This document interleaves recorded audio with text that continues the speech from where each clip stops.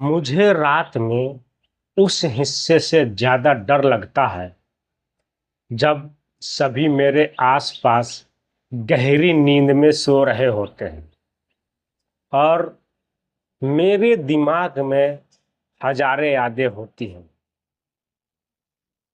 और कुछ ऐसी यादें होती हैं जो ज़्यादा तकलीफ़ें देती हैं। मुझे रात में नींद ही नहीं आती। ये शायद आप लोग की भी ज़िंदगी में होता होगा, है ना? तो कभी कभी हम रात को उठ के जोर जोर से रोने भी लगते हैं। होता है ना ऐसा? इसका कारण क्या है? इसका जो कारण है वो है टेंशन। कभी कभी ऐसा लगता है ना कि जिंदगी बिल्कुल बेरहम जैसी लगती है। इसका कारण है टेंशन। आप सही कह रहे सुन रहे हो। जो व्यक्ति टेंशन लेता है ना, उसका जीवन दो तरफा से हानि पहुंचती। एक तो उसका जो शरीर है वो कमजोर होता है और दूसरा जो उसको सोचने की क्षमता है दिमाग में वो कम होती। इसीलिए टेंशन मत लिया करो।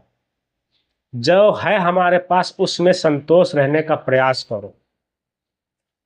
देखो, जीवन है, जीवन को जो जीना है वो अच्छी बात है। जीना तो है सबको, सपने भी सबके, सपने भी देखना अच्छी बात है, लेकिन टेंशन लेके मत करो।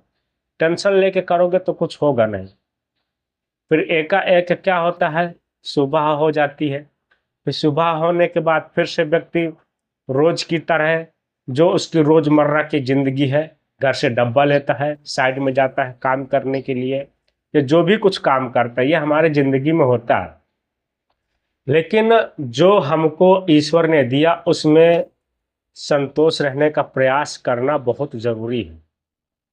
अगर हमें ज्यादा ही चीजें चाहिए तो हमें ज्यादा संघर्ष करना पड़ेगा। और संघर्ष का एक सिद्धांत है भाई, तकलीफ तो संघर्ष में होता ही होता है, दुख होता ही होता है।